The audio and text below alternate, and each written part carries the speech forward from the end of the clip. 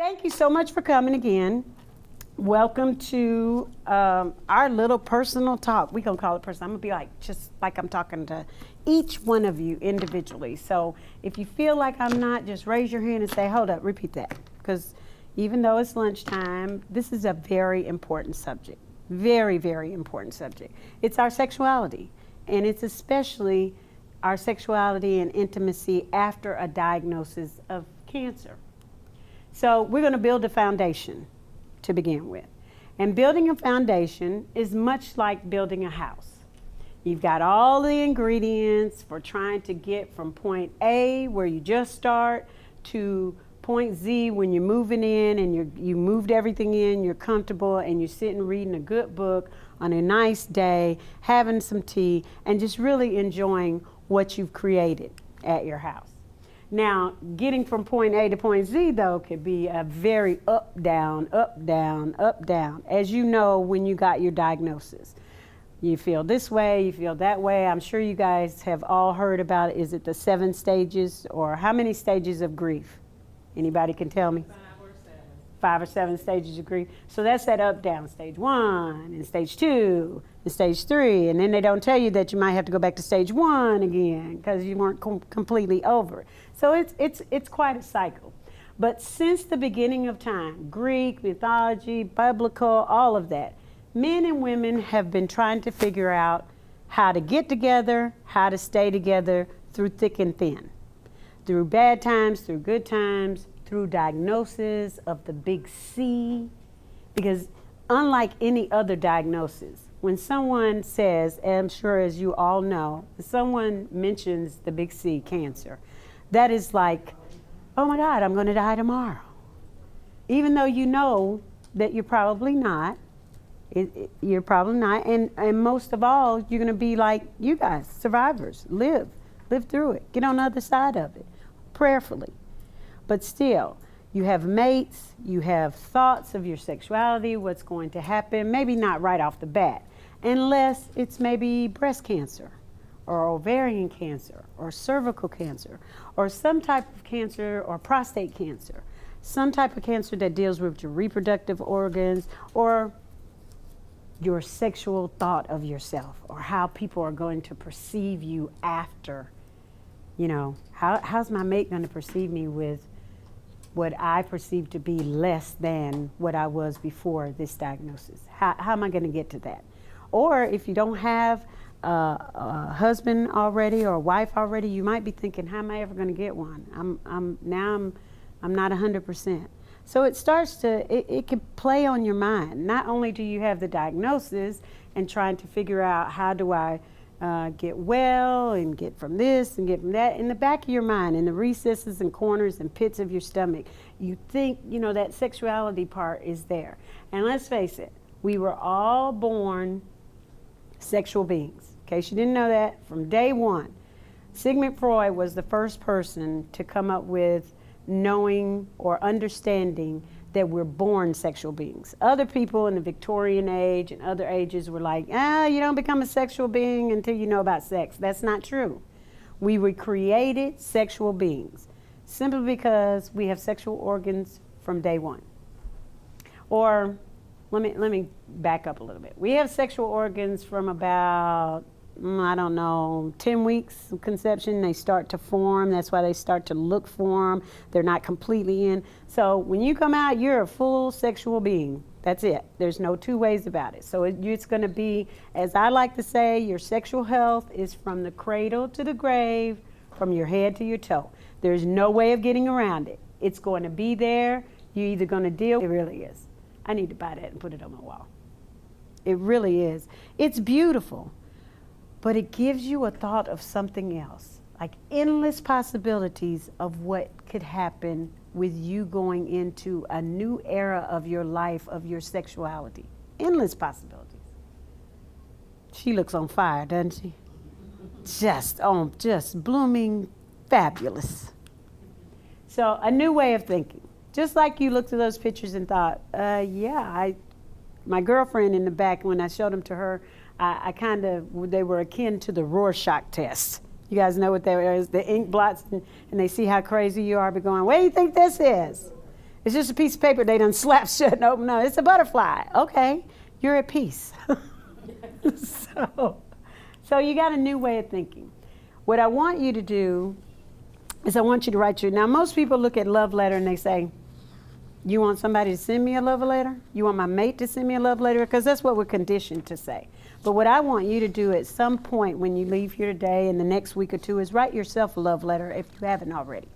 A lot of people have heard that already, but in case you haven't, you need to sit down, write yourself a love letter, because guess what? If you don't love yourself, here's a twist on it.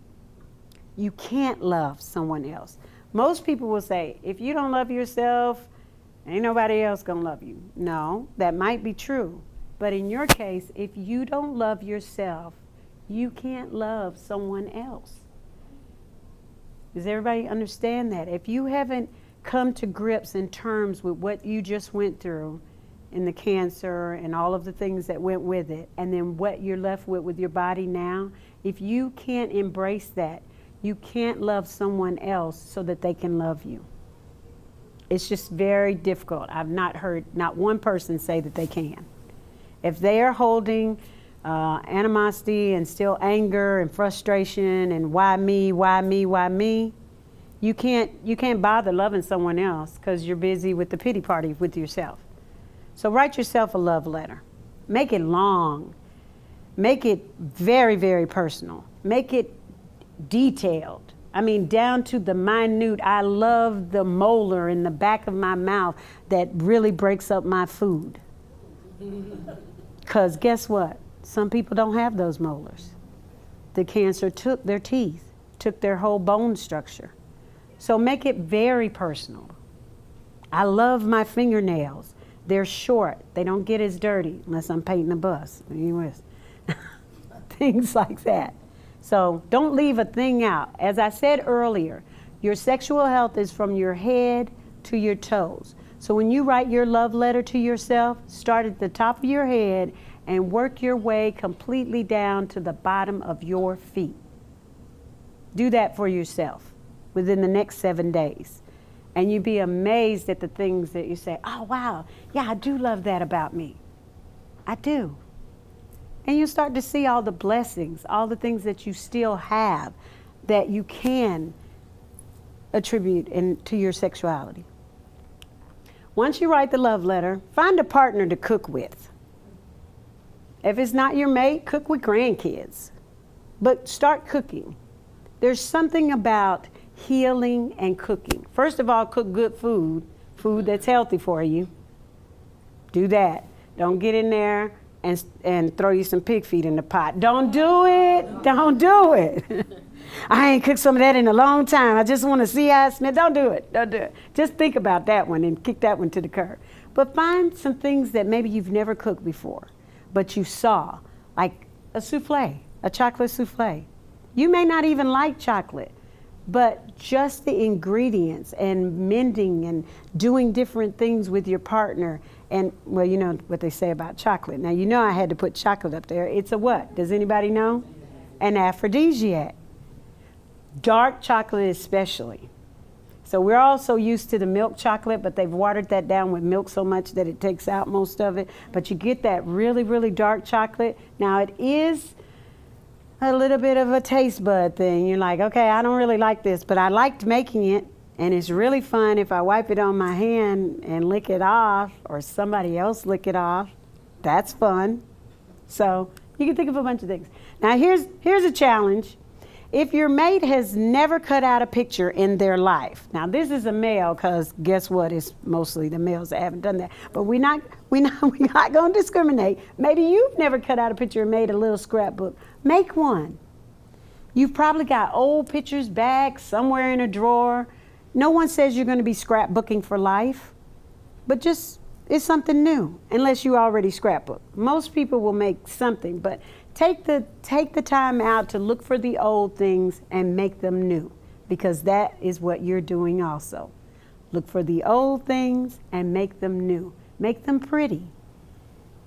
Make them so you can show them off. You got through with a cancer diagnosis. You thinking about your sexuality again. I'm going to try a new lipstick.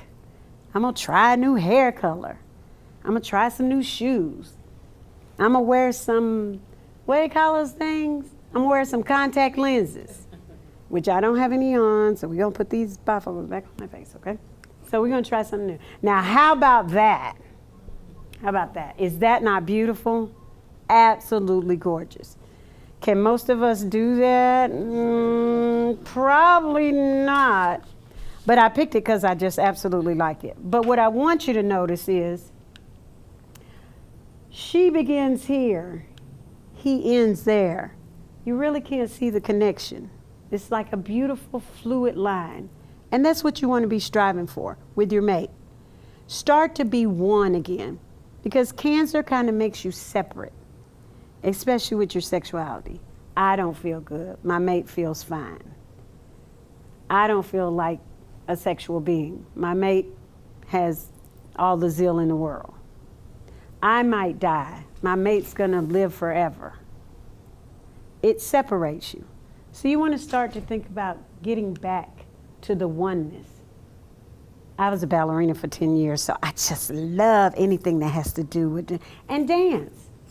Just dance. Here you go. Maybe you don't know how to tango, but maybe you could practice that position. Honey, we're not going to learn the tango, but we're going to learn how to stand like we know how to do it.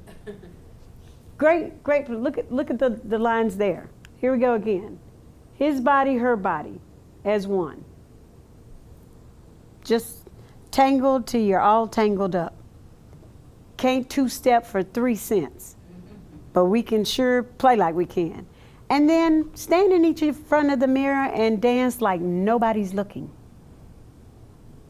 Does anybody know that dance? Before the Cancer diagnosis, I'd like to say you maybe did a little step or two when your favorite song came on, maybe. Or maybe in the sanctuary, you got that praise on real good. It should really be good now because you're still here. So that praise should be higher. That step should be show enough stepping. And when you dance like nobody's looking, somebody might want to look and tape that. So keep the grandkids at bay because they good for, we don't put that on YouTube. No, you're not. No, you're not. Let's talk about sex. Now, yes, I always say when you go out here and you see the RV, it'll say straight talk about your sexual health. And of course in town people say, it's the sex lady. I'm like, why do y'all cut the SEX from the UAL? It's sexual health. But when we come right down to it, it's always about the sex. It just, you can't get around it. You just can't. No matter how you try, it's like, it's always about the sex. Okay, how am I gonna do that? And how long is it gonna last? And how are we even going to get from point A to point B? This is a diagram that shows your sleeping patterns. And it's kind of fuzzy, so we won't go through all of them, but you can see a couple. You got the spooning couple, you got the opposite spooning, you got the too tired butt busters. You got all that going on. And then, of course, when you're going through sexual things, such as cancer and the medications and this, that, and other, more than likely you're doing this. Just let me get some rest. Let's get to the next day. If you're even in the same room. Maybe you even changed rooms because you couldn't stand the sound of anything when you were on the medication or going through some diagnosis. So lots of sleeping patterns that you could have gone through. But this, is that beautiful? That's just gorgeous. That is a rain shower. Now, I don't have any stock in Kohler. I would like to, but this is made by Kohler. Moen makes one. But just the simple pleasures of taking a shower with your mate opens up so many possibilities. So what, you might not bathe each other, but just standing under the rain. Did anybody ever just, when they were younger, just it would rain, you're like, I just want to go out in it. Maybe not stay long, but just go out in it.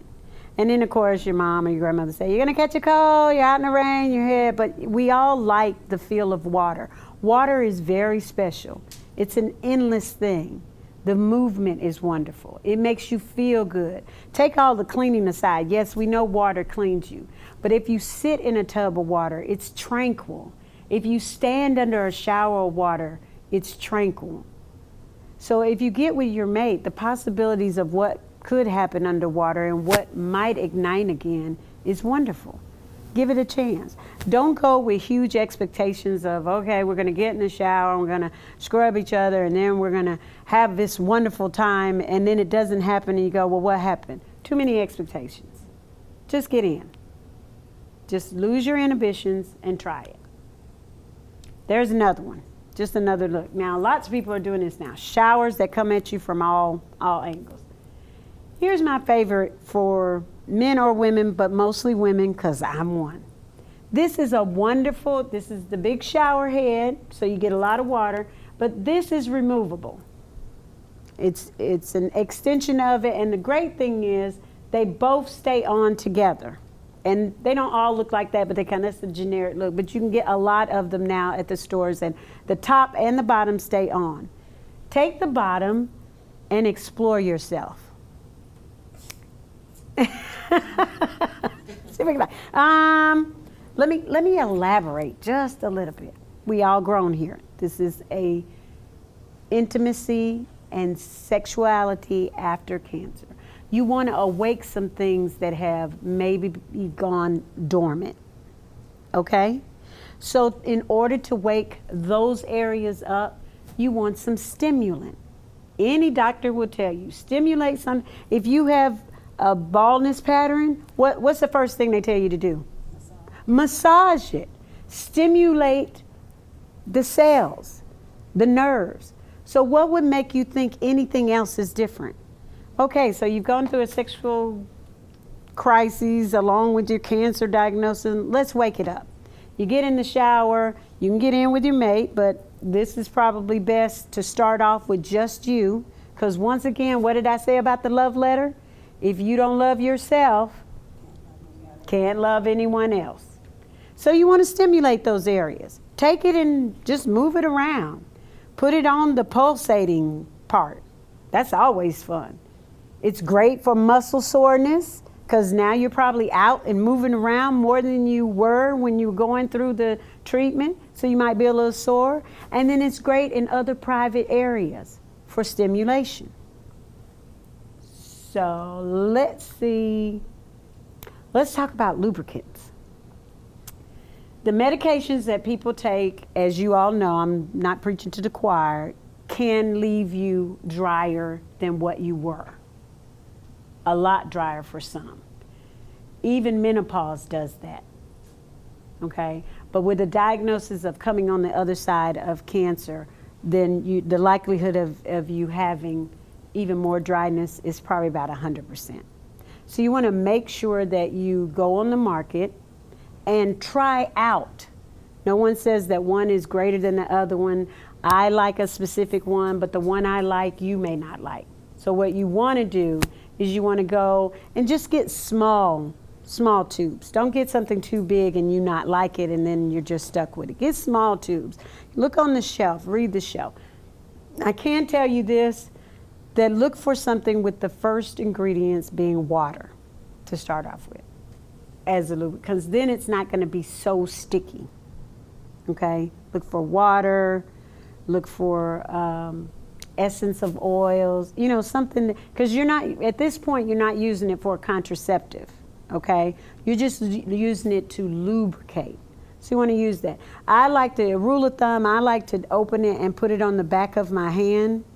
And then if you can spread it around and it stays, mobile and moving, it's going to be the best for you inside too. But you have to see, once again, the ingredients. Some may agree with you, some may not. So you want to just start with really small bottles. For guys, got one guy in the room, 2 guys, 3 guys in the room. There's this beautiful product out called Tenga. No, I don't have, or Tanga. Not sure. Has anybody heard of Tenga? Not Tantra, Tenga. I don't have any stock in Tenga either. I need some. The products look like this. They're cylindrical tubes. They're always usually red or white. Sometimes they're more white than other. Did I put another one in there? No, I didn't. Let's go back.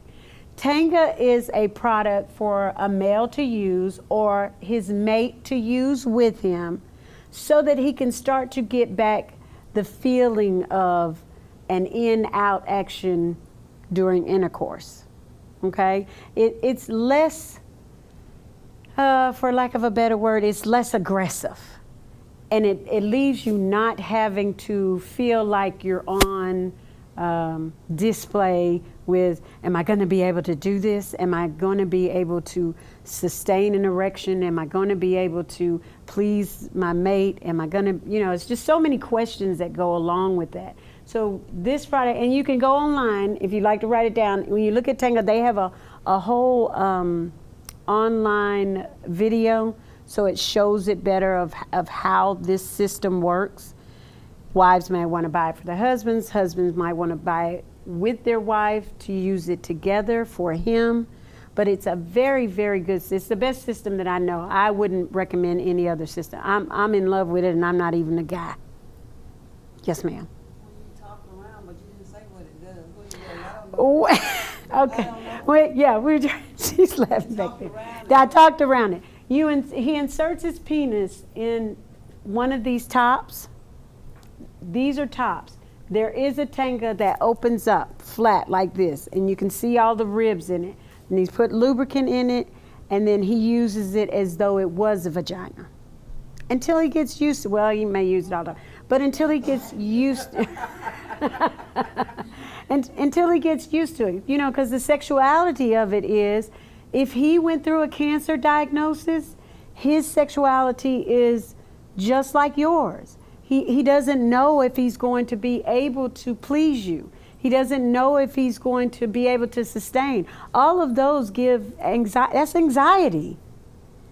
And with anxiety, you probably aren't going to perform well because now you're anxious about, okay, how do I start? How do I get back in it? How's she going to perceive me? All of those questions come into play. As is with the female part is, well, I don't know if I'm going to be able to move like that. I don't know if it's, going to be different than before all those drugs I took. It's a lot that goes on in your mind. So there are products out that will help in those discoveries, as well as positions. Now, this is a little muted because I wanted it like that, okay?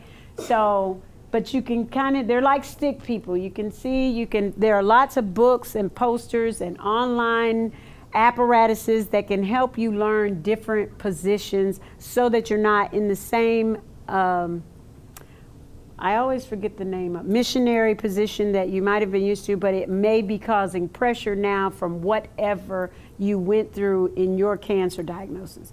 Maybe you don't have breast anymore. So you want to get back into the thick of things, but you're really not pleased with your breasts, the flatness of your chest being laid up, next to someone. Maybe you had some issues, your cancer was in the midsection, so you don't want a whole lot of pressure. So you're looking for positions where there's not a lot of pressure on your abdomen. So it's wonderful things out there to help. Lots of books, purses, and things. And last but not least, relax. Relax. I always tell people, take a woo-sigh moment. Let's take a woo-sigh moment now. Breathe in through your nose and out through your mouth. It's just so cleansing. Let's do it again. In through your nose and out through your mouth. Now I'm going to ask you to do it one more time. In through your nose and out through your mouth. Now granted, most of us don't do that until we go to the doctor's office. You think about that? When's the last time I was at a checkup. You really should be doing that every day, especially after a cancer diagnosis. You need to be able to relax. Stress causes all types of things. It really does. Now, we're not saying you're stressful so you're going to have cancer, but it's been proven that it doesn't help. So instead of waiting until you get to the doctor's office and you sit on his table and he says, okay, I want you to breathe with the stethoscope on your back or on the front. Okay, take a deep breath in and let it out. Then he goes to your back. What? We're going to have to ask a doctor or something in the back. They always do it in threes, don't they? It's up here, it's in the back, then it's on the stomach. You're like, I think it's always three. I've never gone to a doctor and he did four. He always stops at 3. I've never gone to 1 and he did just 1. Yeah, right here. Okay, wait a minute. Okay, back here. And then up high and then down low. But it's always in 3s. So why don't we do that for ourselves? If they think it's that important, why don't we keep it important in our lives? Why don't we take those cleansing breaths every day? 2 and 3 times a day. Start out with once a day when you get up in the morning. Maybe by midday, you need some more cleansing breaths. For me, I need some every 15 minutes. I really do. Oh, it's a woosah moment. Let's it's another one. But it's really great how it makes you refocus where your energy is going. It really does. Because you have to stop, think about the deep breaths, expanding your diaphragm, letting it go. And the more you do it, the longer those breaths are. Because sometimes you do it and you go, I can't hold it that long. You'll get there. The longer they are, and the better you'll feel. And then you can take on a little bit more of a challenge. Survivor. Everyone here is a survivor.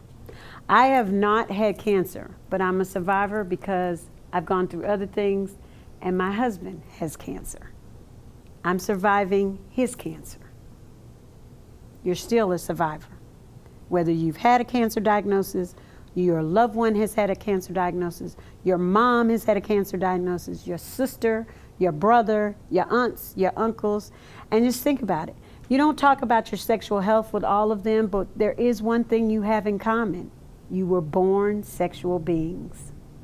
So you're all going to deal with it. Okay?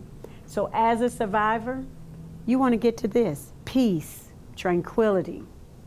On the other side of it, closeness, oneness, happy with my sexual health, all of those things. I'm going to walk over here.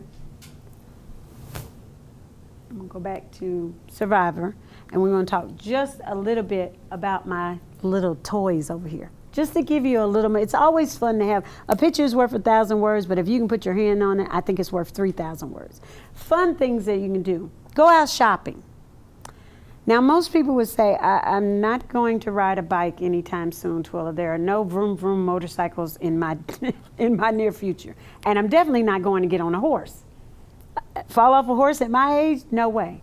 But what else can you do with chaps? There are such wonderful things. Now, remember those pictures I showed you? So you put this on. So what? You didn't find a shirt or a bra. Oh, well, I'm going to wear it anyway. So you put these on. So what if I forgot my pants, honey? Did you not get the idea? I bought you a pair too. So now you both got on a pair of riding chaps with no pants. How much fun is that? So we'll just walk around the house in our riding chaps, lock the door, and we'll just see what comes up. Maybe something will come up. Maybe it won't. But we had fun putting on some riding chaps. How about that for your bucket list? Have you ever put on riding chaps with no Okay, that picture's worth 1,000 words. Mm-hmm. How about you go to the store, you've always seen those belly dancers. Some people are wearing them during Zumba, if you know what Zumba is. You say, man, I wish I could belly dance. I can't ever do that. Oh, wait a minute. Twilla said endless possibilities. And oh my goodness, we could try new things. I think I'll go get me one of those belts and just dance like nobody's looking. Just shake like nobody's looking. Just dance like I think I'll wash the dishes. Wash the dishes like nobody's looking. I'm washing the dishes like nobody's looking. Have fun. It's just a belt. What harm could it do? Could you imagine your mate coming in and you're washing the dishes like nobody's looking? I'm washing the dishes, honey, like nobody's looking. And he'd be like, or she'd be like, for real? What you doing? I'm having fun. And it's not just for women. Men can maybe you want to be, hey, Superman with a cape. I'm washing the dishes like nobody's looking. I'm washing the dishes like nobody's looking. Can you imagine that? How about you come in and you see your mate doing that? First, after thinking, okay, he's crazy. Then think, oh, wow, how much fun was that? And just put you some music on and just keep a beat. Maybe you don't want to put it around you, but you like the sound of it. You just like the sound. Then everybody's smiling. It just makes you want to smile because they're just so much fun. And they come in all colors. Maybe you want to match your nice black and silver. Maybe you want to do like the chaps. I forgot my clothes, but I brought my belt. That works for me. Works for me. Now, I'm going to bring out two things. No gas, please. This is a chair. Doesn't that look like a chair? Looks like a wonderful chair. This is a chair too. Remember those endless possibilities I talked about? These are two of those endless possibilities. Just endless. What can I do with those? And she calls them a chair. I also talked about if you have gone through and lost something that makes it difficult for you to sit, stand, lay, push up. I'm here to tell you, at certain ages, you're just not holding your legs over your head for more than a couple of seconds. I don't care what nobody say. You can do as much running, jumping as you want, but you're not holding those legs up there more than a couple of seconds. So you might need a little help. And there's lots of stuff out here to help you. You got a ball. Now, yes, they're using these and they're calling them physio balls, and they are wonderful balls. But remember how I talked about stimuli and stimulating? You could be looking at your soap opera and bouncing on the ball. Looking at my soap opera, looking at the TV, reading a book and bouncing on my ball. I think I'm going to think about running, but I'm going to be bouncing on the ball because Lord knows I ain't getting out there and run. Okay? I don't want my jugs jumping up and down. I don't care how many bras I put on. I'd have to bind them down with 15 towels to not have them hurt, bouncing on a ball. But you're stimulating because you're sitting on your butt and bouncing on a ball. And if you put some music on, you can clap, you can twist. So you're getting your exercise in and stimulating your bottom half. Men, women, children can use this. We know you're using it to help. First of all, it is a form of exercise. If you bounce on this ball for 30 minutes, you good. Because after about 10, I'm like this, okay. And we're not talking about little bitty bounce. No, we're talking about big bounces on the ball. Make sure you check the rating for the weight. This ball can hold up to 300 pounds. Make sure you blow it up correctly. Read all the instructions, because the worst thing that can happen, of course, you're bouncing the ball, you're on the floor. So you want to make sure that, because they have smaller balls and they would be a different weight. Balls come in all shapes and sizes. We know that, right? Okay, so we're bouncing on the ball, but then you got that chair over there. Wow, what's this chair right here all about? Funny looking thing, and it looked like a stool. Well, how can I use that for a stool? And it's got that plastic thing. So we get off our ball and we say, honey, whoo, that ball has got me good and stimulated. Let's do something else. I'm really feeling great and perky, but what do we talk about, those legs and the position? I'm like, that's intimidating. I haven't gotten there yet. But if I had something that could help me out just a little bit. This is called a passion chair. It's called a passion chair just for that reason. It's to help you with passion. Whatever passion it may be. But this holds up to 300 pounds also. You can have fun. You can straddle this chair like so. Your bottom is right in the middle of the two straps that I showed. Your mate want to maybe sit on a pillow. Your mate might be on a pillow, and you're right at the right level. And you can bounce on this, or it stretches, it holds up to 300 pounds. Your bottom is sitting right in the middle. What do they call it? Easy access, baby. Easy access, right? So maybe, you can't see back there? So I have on these big palazzo pants, but I'm gonna hold it up again. So see how I was sitting, and then your bottom is right here. So your bottom is easy access, okay? Or your whole middle. But maybe you need help, laying the other way. They like to call it doggy style. We're all grown here. But you're like, the pressure on my arms and stuff down, I'm gonna need some help with that too. Maybe you wanna use the passion chair and lay across it this way. Can everybody see? No pressure on your arms, no pressure on your knees. All of your pressure is on the two bands right here, okay? And then you still have easy access. Everybody got it? Okay? So, you got the passion chair. You got the bouncing ball. There's absolutely no reason why you should not be having whatever activity you are comfortable with, because there are things on the market to help you get there. Wonderful things. Now, I couldn't bring the other chair, which is called a swing.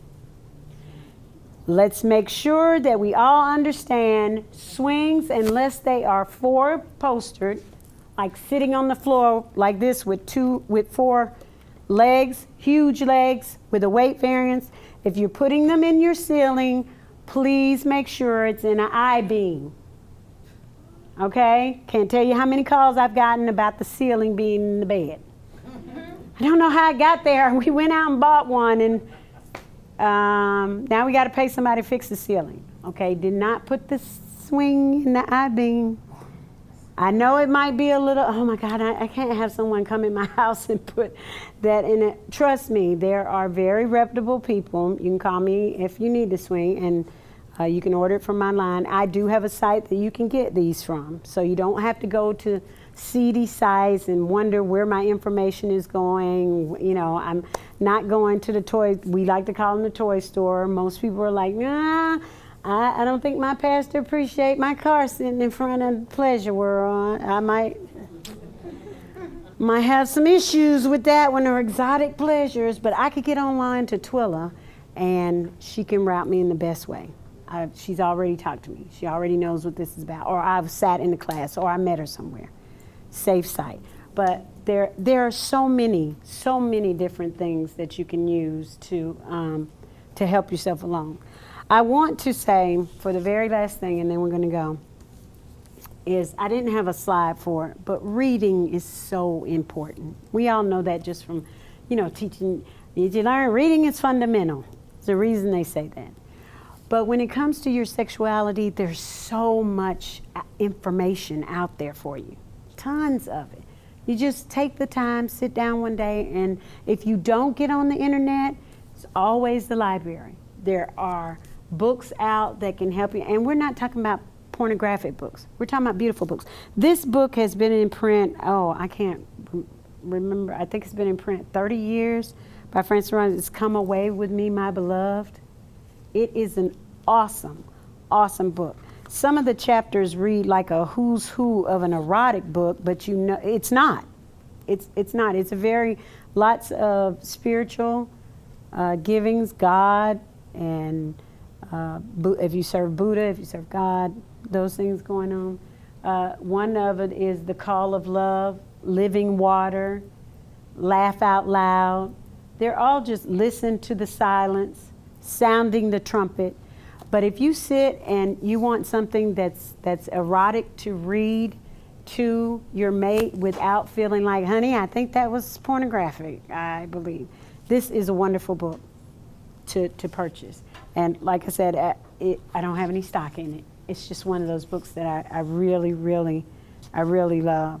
I just want to read the one sentence. Oh, my beloved, abide under the shelter of the lattice, for I have betrothed you to myself. And though you are sometimes indifferent toward me, my love for you is at all times a flame of fire. My ardor never cools. My longing for your love and affection is deep and constant. So that's just if you sit down in a nice quiet time, you say, honey, why don't I just read this out loud? We're so used to reading to ourselves. Maybe he or she will allow you to sit down and read out loud to them. Or first, just get it. Once again, if you don't love yourself, you can't. Right. So, survivor, I wish you the best, and I pray that this has been helpful to you. Once again, you can reach me at twillatalk.com. I have cards for you, and I do have a hotline if you want to talk more about what we talked about, or even other things that you might want to talk about. You can feel free to call me. I know we've ran out of time due to that bus out there.